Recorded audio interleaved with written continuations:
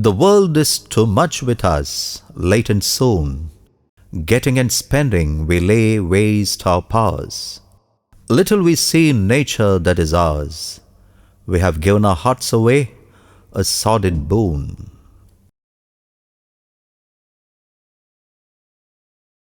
Hiriaduka is a hamlet in South Canara, girdled by hills, paddy fields and antique temples. The place is rich in its culture with its agro-festivals and farmers who love their land. Even in this consumerist era, we can find the common folk who adhere to cardinal values and ethics at heart. This is the homeland of Padma Bhushan Dr. B.M. Hegde, whom famous jurist Nani Palkiwala had called the only cardiologist in the world with a loving heart.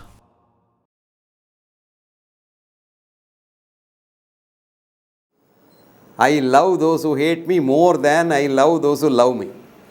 Because at least I think indirectly that if I give them more love, the hatred might come down. For the last 5 decades, Dr. Hegde has been enlightening his audience with his speeches and humorous rhetoric full of latest developments in the medical field. Spending his every drop of energy to heal the physical and mental illness of our generation and help them to walk back to the valley of life, Hegde can be called the living legend in the world of medical science. See, now mainly medicine has become a business, which Dr. Hegde recognized long back and trying to teach us. Bele Monapa Hegde was born on 18 August 1938 to farmer parents. Home was the first school of this great scientist, where he learned the basics of nature from his mother. While he reached school at the age of 10, his heart was filled with the Advaita philosophy that nature and man are one. He passed 10th standard with rank and joined intermediate at MGM College, Udupi. In 1960, he passed MBBS with gold medal from Madras Stanley Medical College and also received a special award for surgery. My childhood impression is 2 things. A, my teachers in school, they were very good. So I wanted to be a teacher right from my childhood. B, our local doctor was very compassionate. So I wanted to be a doctor like him. So luckily God has been good. So I have been a doctor, but I have been a teacher for more than half a century. And even now I teach.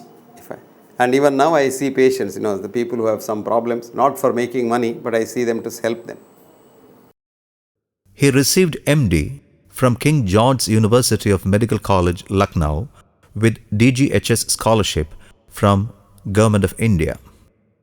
Later, he flew to England to specialize in cardiology. This was years before the allopathy medicine grew popular in India. He is one particular person whom I remember in Malayalam there used to be Bashir. He could bring in the street language, and at the other end of the spectrum, O.V. Vijayan, person who could talk to the intellectuals of the people. So he can relate to anybody. He has inspired generation of students. He served in Middlesex and National Heart Hospital in England. He became the student of Nobel laureate cardiologist Dr. Bernard Lown of Harvard. Bypass surgery will relieve the pain, but bypass surgery will not give you any other benefit. Bypass surgery will not make you live long. Bypass surgery will not prevent another heart attack. Bypass surgery will not prevent sudden death. Bypass surgery will not prevent strokes. But bypass surgery will make life easy for the rest of your life, however long it is. That is one indication. The second indication is the heart function. Because of a large heart attack, the functioning of the heart has become so small that the patient is not able to go to the toilet without breathlessness. So life becomes miserable. In that case, if a good surgeon does bypass surgery with some corrective measures in the left ventricle, life may become tolerable till he dies. These are the 2 indications. Dr. Hegde received Commonwealth Fellowship twice from England for the best medical service. He got Heart and Chest Association Fellowship as well. He became the Senior Registrar in Middlesex Cardiology Department. From here, he got acquainted with British Heart Journal editor Walter Somerville, from whom he learned the basics of medical journalism. For angioplasty, there is no indication actually. The large studies independently done show angioplasty in very poor light. But there are so small studies, plenty of them funded by the industry, which show good results. But now the meta-analysis of all the studies together has shown that in stable angina, that is a chest pain which comes on exertion, when you stop it goes and patient is otherwise all right, they should not have angioplasty at all, because then once you do an angioplasty, then there is a foreign body inside, you got to take blood thinners all the time. These blood thinners look good on paper, but they may make you have a bleed in the brain. Almost all blood thinners have a risk of a bleeding in the brain. So we may convert the label in the death certificate from a heart attack to a stroke, that's all. The date will not change. So these are the real indications. But today, every Tom, Dick and Harry who goes to the hospital gets an angiogram done. There is no indication for angiogram at all. Angiogram should be only done scientifically when you clinically decide that the patient requires either an angioplasty or a bypass surgery.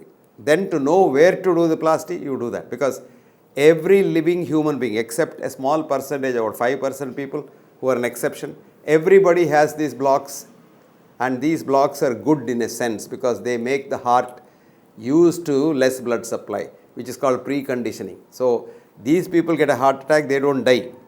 And if you don't have a block, which is only a 5% of the population, probably if you get a block because of the clot, you instantaneously die. So these blocks are good. Even if you do the angiogram for school-going kids, you have the blocks. American army soldiers aged 18 to 20 were angiogrammed both in the Vietnam War and Korean War. The dead soldiers, shot dead soldiers, very healthy soldiers. 76% of them had 3 vessel blocks. 52 had 2 vessel blocks.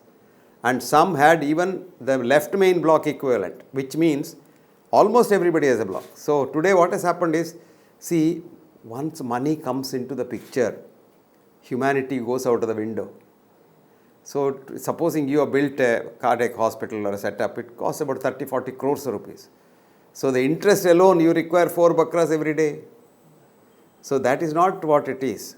If you want a healthy heart, remember one thing, however careful you are, if you are going to get a heart attack, you are going to get a heart attack. So nobody can prevent that. Disease is an accident. If you are healthy today, it is chance. If you are not healthy today, it is chance. So it's all chance, and no doctor can give you guarantee. No doctor can tell you what happens to you tomorrow, because it's all statistical. And we in medicine use the wrong mathematical calculations for the body. Human body is non-linear. And we use the linear mathematics to predict the future, which is wrong. I saw a patient 3 days ago. This man was advised bypass surgery about 5 times in the last 5 years by a doctor. Repeatedly, he goes to the doctor, he says, if you don't do bypass surgery, you will die. Now the doctor has died. So the patient was very happy. He is saying, the doctor has died and he is still alive. So these things are all there because doctors have been predicting the unpredictable future of human beings. And if they know a little bit of science, which is called quantum physics says there is no tomorrow. Tomorrow is yet to be born. How can you predict the future? So we can't do that. But we assure patients in everything. And what works is the faith in the doctor. So a doctor must be a good human being. There was a study of bypass surgery done through the laser beam where the patient doesn't know that the bypass surgery is done. They had a study where half the patients were operated upon, other half were not operated upon. But both went to the theatres, got anesthetized, and these without operation, when they went out, they were told, you had a wonderful operation. And mind you, they are all perfectly fine. The operated fellows are not fine. So it's the placebo effect, the faith in the doctor. People say, oh, he has had an angioplasty, he is fine now. Because he has paid 3 lakhs and he is fine, he has to be fine because he thinks he is all right. If you think you are all right, you are all right. And one good thing to avoid a heart attack to the extent possible is to avoid hating anybody. Compassion. You love everyone. Help others if you can, because this world can go on only by mutually helping each other. Dr. Hegde became professor in Mysore Medical College. In 1964, he was invited to Mangalore Kasturba Medical College by Dr. T.M.A. Pai. He assumed office as tutor, dean and pro-vice chancellor. Later, he became the Vice Chancellor of Manipal University. He also became visiting professor at various universities in England and the United States.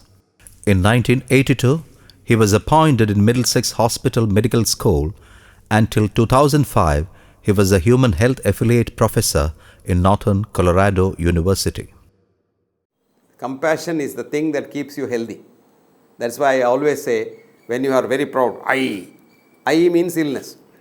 When you say we means wellness. So if you want to be well all the time, think that you are a part of society, because you yourself is a colony of about 120 trillion happy individual human cells. And these are all individuals. And they are all happy together inside your body. And for that, you have 10 times more germ cells inside your body. So we are all living together. Germs are our real friends. It is the germs in the first 2 billion years of this world who donated their DNA to make a man. We didn't come for monkeys, as is being told in the Western science. No. All that is just this. Western science is a science for money. Western science is science translated into technology. Technology into money. So Western science has given us certain things, like you can fly like a bird, you can go under the sea, you can blast another country, you can kill somebody, but you can't create somebody. Western science, you can hate somebody, but you can't love somebody. So what mankind needs is universal compassion. So it's not what you eat that kills you, it is what eats you that kills you, your negative feelings. It's all chemistry, it's all adrenaline, and you get more parasympathetic things. Your pulse rate comes down, your heart rate comes down, your cholesterol comes down, your sugar comes down, your blood pressure comes down, your chance of getting cancer comes down. Because we are here because of someone else's compassion. So you have to be compassionate to others. He became the international advisor in the Irish College and 3 Royal Colleges in Britain. Taking into consideration his valuable work in the medical arena, he was conferred Emeritus International Advisor by London Royal College of Physicians. During 1988-98, Dr. Hegde became the first Indian to be appointed MRCP examiner. 2 decades of his constant work had borne fruit when Calcutta was made a center for MRCP examination, which was attended even by students from Middle East. Organ transplantation is a big business. See, human body is not made by fitting these organs together like a motor car. So it doesn't help. You have been one cell in the mother's womb that has multiplied into you today. And that one cell, while multiplying, has taken friendship from all the cells, the germs, etc., etc. So if you take your 2 brain cells, they may not have the same genome. One genome of a brain cell can have another its friend genome in the heart cell. So all this, if you know, you become very humble. When you don't know this and you think I can do an angioplasty, I can do bypass surgery, you become arrogant. It's the arrogance that brings in all these problems. There are good doctors, lot of good doctors, but they can't also work because the corporate hospitals force them to do things for money. So they get, they have to work there for money. And when you say, I have to work, you are unhealthy. I am working, you are healthy. You love your work. Many of them don't love their work, but they are forced to do something. Hegde was a fellow in Dublin College, Ireland, American College of Cardiology, and Indian Academy of Medical Science. He was selected member of New York Academy of Science, which is a rare achievement in the medical career of a doctor. Only at this point, when he was considered the crowning voice in medical research by various countries, Tirupati Sri Venkateswara Institute of Medical Science conferred an honorary PhD on him. The vaccine industry is a very powerful industry. So the vaccine industry will get anything done. I tell you, the governments usually in most of the Western countries are run by the drug companies, not by the politicians. So the drug companies can get anything done. I have 2 young daughters, and I have not given them senseless polio drops. I also don't believe that milk is their primary source of calcium. So knowing Professor B.M. Hegde over the years has been a very enriching experience. You will be surprised. There is a court ruling in America now saying that a drug company can advertise a drug for a particular disease as a drug for another disease without getting FDA permission. Supposing I have a drug A for heart disease, I can sell it as drug B for brain disease. Formally, the law is very strict. You have to go to the FDA to get your permission. Of course, today FDA can also be influenced. That's a different story. After retirement from his official duties, he became an active member in a circle of scientists in America, which consists of a galaxy of Nobel laureates as its members. Their main aim was to bring together the positive side of Ayurveda, naturopathy, homeopathy and allopathy and help the common man to retain normal health. Dr. Hegde says this new revolution, which they have been propagating through the new media, is left unnoticed or sidelined by doctors who view their profession as a way to gain easy money, and the media which support their malpractices through advertisements. All the doctors that we meet always believe that allopathic medicine is the end all and the cure all for everything, whereas Dr. B.M. Hegde, who is a very reputed doctor, a dean of the medical school, was willing to speak against medicine. He is willing to go against what he has been trained in when he finds something, when he finds new evidence, when he finds new information that is to the contrary.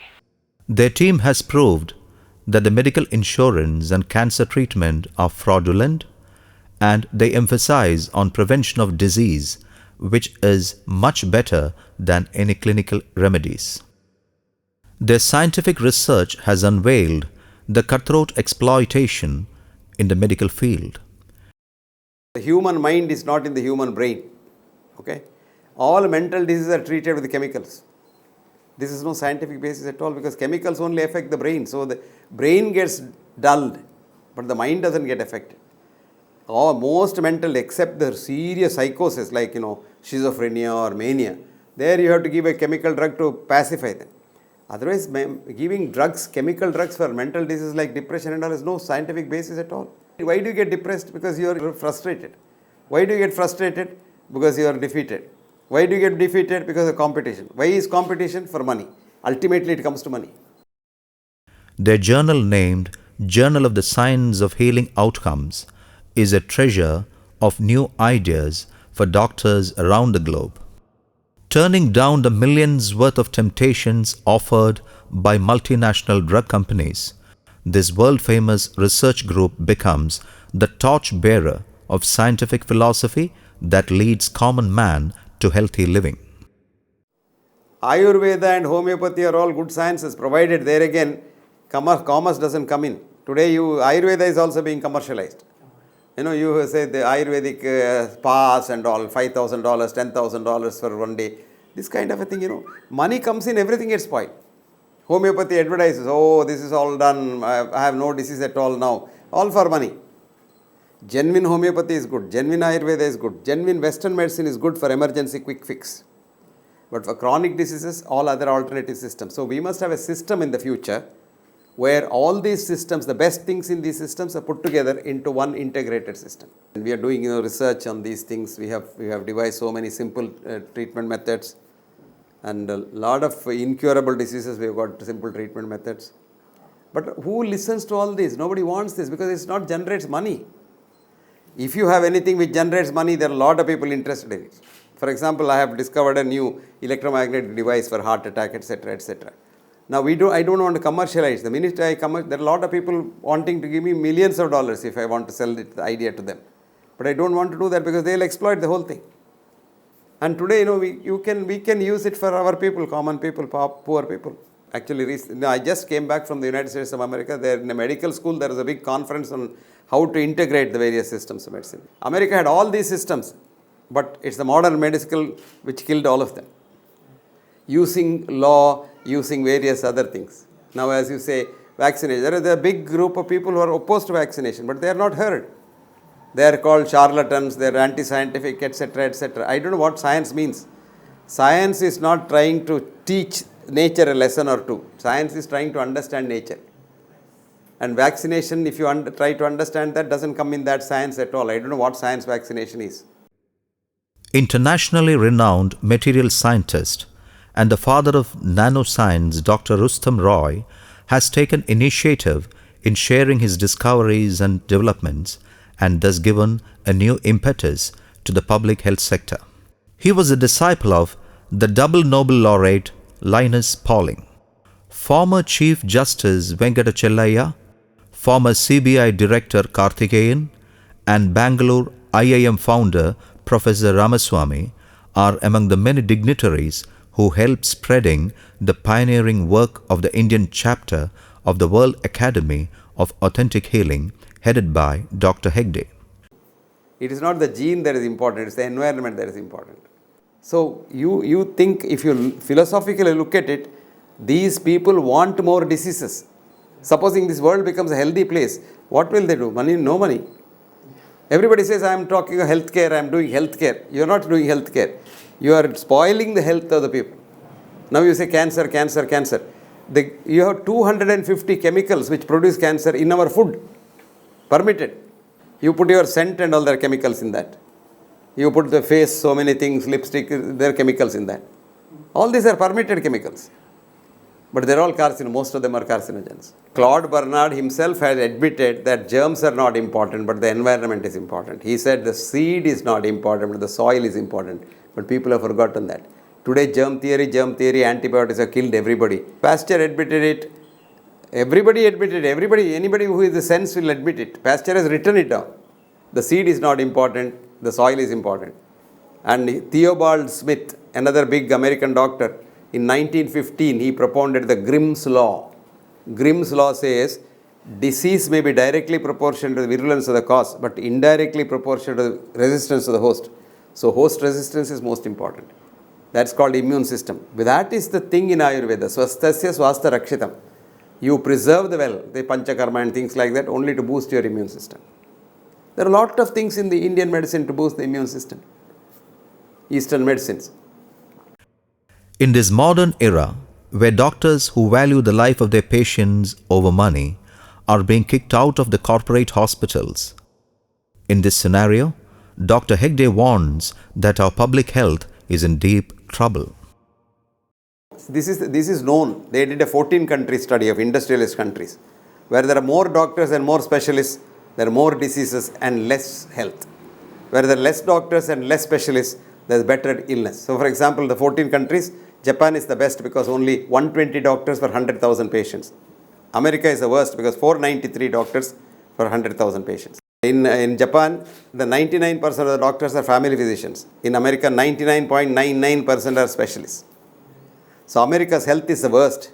Japan's health is the best. Cuba's system is good because they have got a fantastic system. For example, an inhaler for asthma costs $125 in America, costs 5 pesos in Cuba. If you want to see what is Cuba like, you must see this movie, a documentary. If you just see, it's called Sicko, C-I-C-K-O, done by Michael Moore. If you see that, you get to know what a beautiful system they have. And you see what a horrible system America has got. And mind you, we are compounding American system with an interest here. Dr. Hegde has more than 35 books and many scientific articles and popular columns to his credit. Further, he has a huge fan across the globe. Once acquainted, his healthy smile will get permanently carved into our hearts. If you have outstanding communication skills like Professor B.M. Hegde, no door will come in your way. And for about a year's time, I was with him and imbibed the art of talking. Screening is a horrible thing. If you are healthy, never go for a screening because you become a patient.